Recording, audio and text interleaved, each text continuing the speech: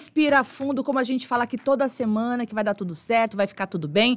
Agora, 4h15. Eu vou entrevistar hoje o Dr. Tony Brito, ele que é presidente do Sindicato dos Policiais Civis do Estado do Ceará. E a gente vai falar um pouquinho sobre a saúde mental desses profissionais, né? Porque a gente sabe que vários projetos são oferecidos, né, dentro da corporação para poder melhorar cada vez mais a saúde mental desses profissionais que passam todos os dias por estresse aí, não só pós-traumático, mas o estresse do dia a dia mesmo. É disso que a gente vai falar.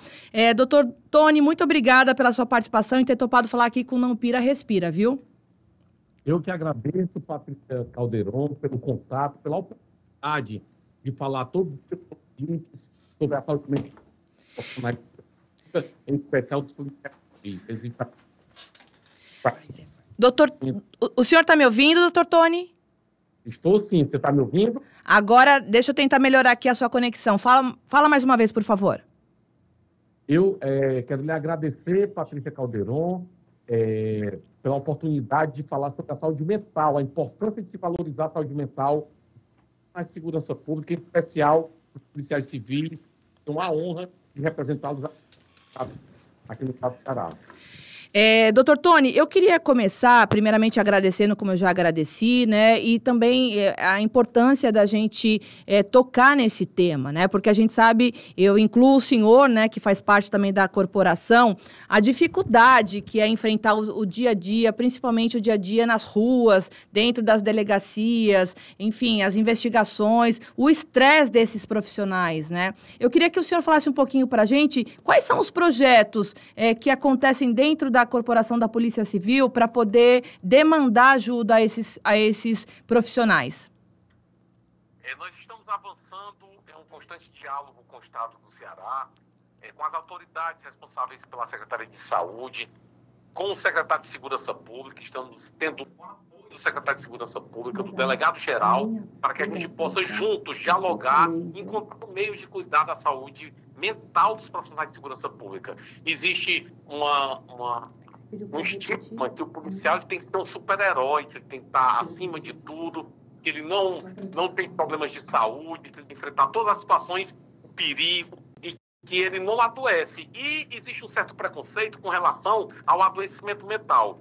Fora isso, tem a questão do desconhecimento de algumas pessoas. As pessoas pensam que a gente só está doente quando quebra uma mão, um braço, ou quando sofre um acidente, mas devemos saber que a cabeça também adoece.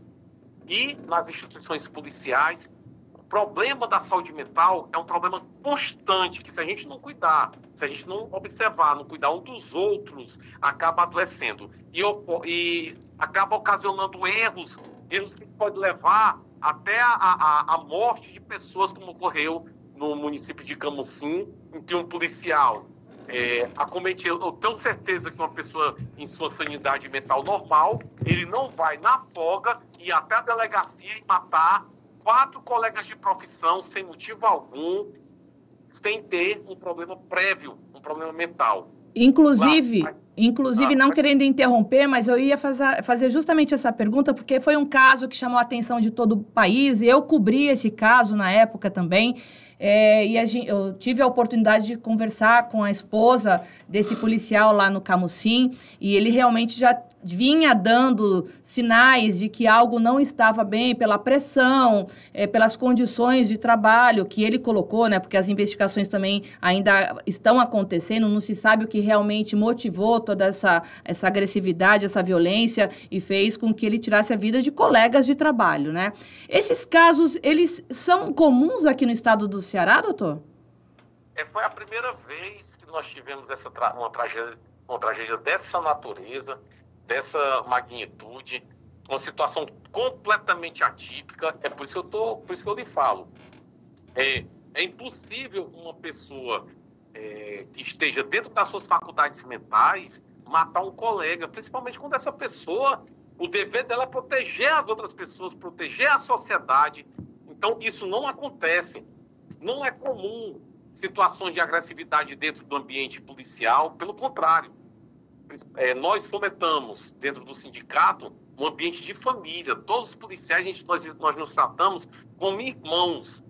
Por isso que eu lhe falo. Deve ter ocorrido, claro, que a polícia está investigando, nós acreditamos muito no trabalho da Polícia Civil, está investigando esse caso, e o relatório final das investigações, e a Justiça, após julgar o caso, vai dizer o que houve ou o que não houve, mas, pelo senso comum, pelo que a gente observa, a gente sabe que um policial que está armado atirar em um colega já é uma coisa totalmente fora do comum. Com certeza, existiam causas para chegar a essa tragédia, causas para chegar a essa consequência indesejada por todos nós. Então, com certeza, essas causas podem ter sido, Patrícia, relativas à saúde mental desse profissional, né? Doutor, um outro caso, é que eu tenho tempo curto aqui, por isso que eu estou tentando fazer várias perguntas que eu estou querendo fazer para o senhor, então de vez em quando eu vou te interromper de vez em quando. Mas pode ter à vontade. Nesse final de semana, a gente também teve um caso de um policial, nesse caso foi um policial militar, que ele estava com a guarnição dele, uma equipe de quatro pessoas. E o que aconteceu?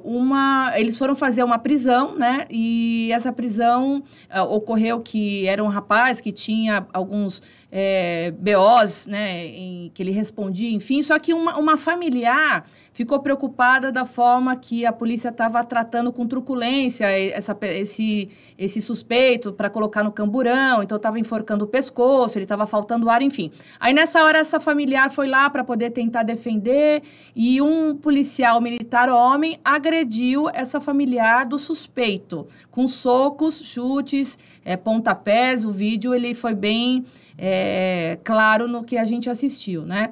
Esse estresse que esses profissionais já vão para a rua, eles vão meio que mentalmente armados, né? Eu quero dizer o seguinte, que é como se tivesse uma ponta da pólvora, riscou um fósforo e aquela situação explode e acaba ocasionando isso, que não é legal, porque um policial homem, mesmo que ele estivesse lá na razão dele, bateu numa mulher, né? Então, o senhor acredita que esses trabalhos que a polícia tenta fazer com esses profissionais que estão já num estágio assim de estresse já elevado, dá resultado? Qual é o percentual desses profissionais que procuram ajuda? Como que tem sido isso dentro das corporações, principalmente da Polícia Civil? Você foi muito feliz no seu exemplo. Você falou uma coisa importantíssima. Por quê, Patrícia? Porque nós somos seres humanos. Amanhã, Patrícia pode fazer um concurso e ser uma policial e servir a sociedade, com certeza. Mas não é todos os dias que nós estamos bem. Não é todo momento que a gente está bem para chegar e ser desaforado, sendo policial ou não, na questão humana, de ser humano. Então, o que é que a orientação do sindicato? Que as instituições devem observar os colegas, as chefias, observar quando o colega não está bem. Se ele não está bem, ele não pode ir para a rua. Se for para agredir uma pessoa, principalmente uma mulher, que nós repudiamos toda e qualquer forma de violência contra a mulher, nós repudiamos, deixando aqui já bem claro, eu não conheço esse caso, mas repudiamos toda e qualquer forma de violência, tanto a homem quanto a mulher, principalmente a mulher. Então, existem situações que o policial não está bem. Se ele não está bem, ele não pode ir para o serviço de rua. Ele não pode ir, porque vai que às vezes ocorre a situação de um disparo, acerta o inocente, ou se não está bem, não pode. O policial tem que receber o treinamento para usar do meio físico ou do meio com armas para conter uma violência injusta, mas é o meio menos moderado até cessar aquela agressão. Eu não conheço essa ocorrência, mas eu quero dizer que os nossos policiais, em sua ampla maioria, mais de 99%, são extremamente preparados, mas vai existir, pela sua condição humana, uma hora que ele vai estar mal, que ele vai estar adoecido, vai ter aquele dia que ele está com problema, ou com o pai dele, ou com a mãe dele, ou problema de saúde na família, que ele não está bem, ou problema de dívida. Então, se ele não estiver bem das faculdades mentais dele, ele deve se socorrer de um profissional. Ele não pode pegar uma arma e ir para a rua para defender a sociedade se ele não está bem, se ele não está dentro do seu equilíbrio. É daí que surge a necessidade da gente fortalecer dentro das instituições policiais essa cultura de cuidar da saúde mental dos policiais, porque a gente tem que cuidar da saúde daqueles que cuidam da gente, principalmente a saúde mental, porque ser policial não é uma coisa simples. Se você está portando arma, você pode atirar, acertar um inocente, uma pessoa idosa, uma criança. É isso que a gente está falando. Não existia, Patrícia, a cultura de se valorizar a saúde mental. Pelo contrário, as pessoas que adoeciam mentalmente eram discriminadas na polícia. Então, muitas vezes, o cidadão ele estava com problemas mentais, mas ele não deixava isso transparecer para não ser discriminado e chegava numa situação de estresse, ele não estava com condições de saúde mental necessárias para discernir entre o certo e o errado, entre o excesso até o limite ali da proporção da força. Então, quando acontece isso, quando a pessoa... nós repudiamos qualquer tipo de violência contra o cidadão, contra as pessoas, nós devemos tratar todo cidadão com o máximo respeito. Muitas vezes o policial age assim porque ele não está bem. Então, a polícia precisa cuidar dessas pessoas. Se existe excesso, a pessoa está bem e fez isso, ele vai ser punido.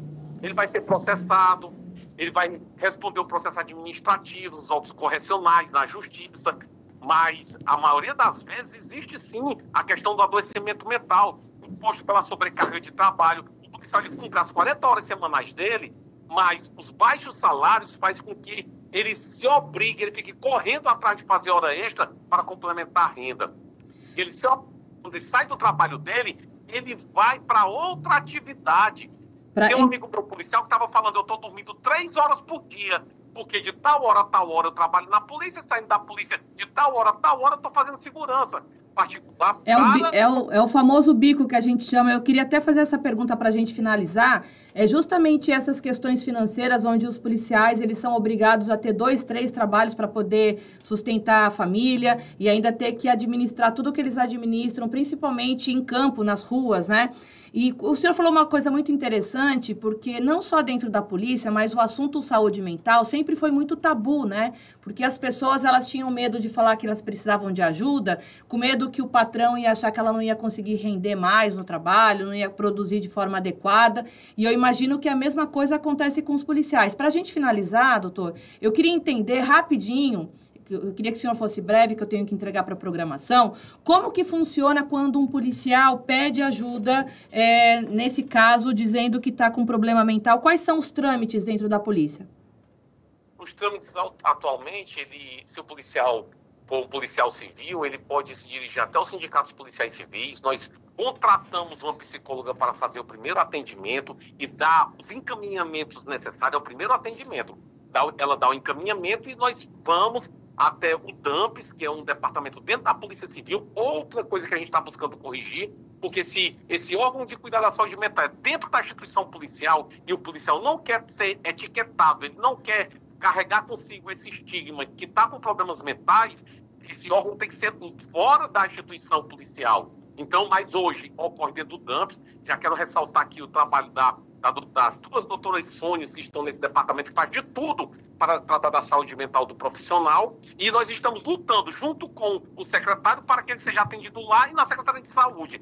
Depois desses últimos problemas, nós estamos trabalhando fortemente, buscando apoio do Ministério Público Estadual, do Governo do Estado, do Secretário de Segurança, Secretário de Saúde, do Delegado-Geral, para que a gente possa tratar, sim, da segurança desses profissionais. Se for policial militar, ele tem o Hospital da Polícia Militar e agora está sendo criado um centro, depois de todos esses eventos, da nossa cobrança, do nosso pedido, dessa cobrança através do diálogo, um trabalho construtivo, está sendo criado um centro para tratar da saúde mental dos profissionais de segurança pública, mas ainda não está em pleno funcionamento. Então, quando o profissional tiver problema, se for policial civil, ele procura o nosso sindicato, ele procura o DAMPS. E se for o policial militar, ele pode procurar diretamente o Hospital da Polícia Militar ou o superior imediato dele e relatar o caso, porque a gente está fazendo com que ocorra essa mudança de cultura, e quando a pessoa estiver com problema mental, dizer, olha, ele está com problema momentaneamente, vamos tratar e não taxar uma pessoa de doido.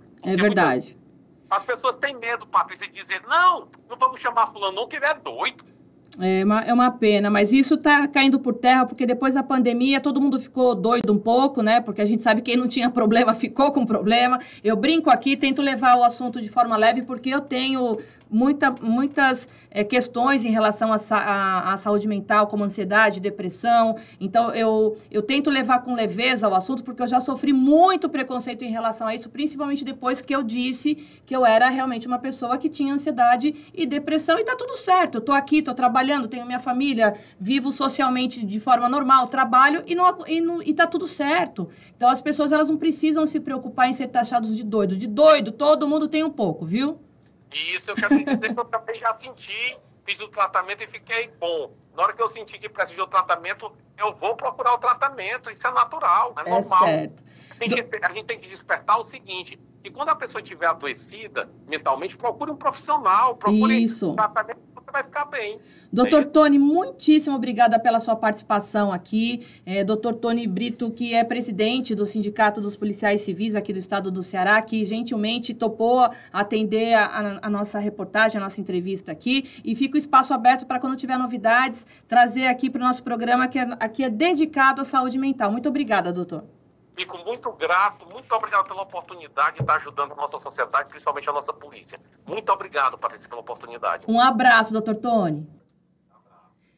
A gente vai para um rápido intervalo. Na volta, programação aqui na sua Jovem Pan News Fortaleza 92,9. A gente volta semana que vem com mais um Não Pira e Respira. Se tiver sugestão, manda aqui pra gente.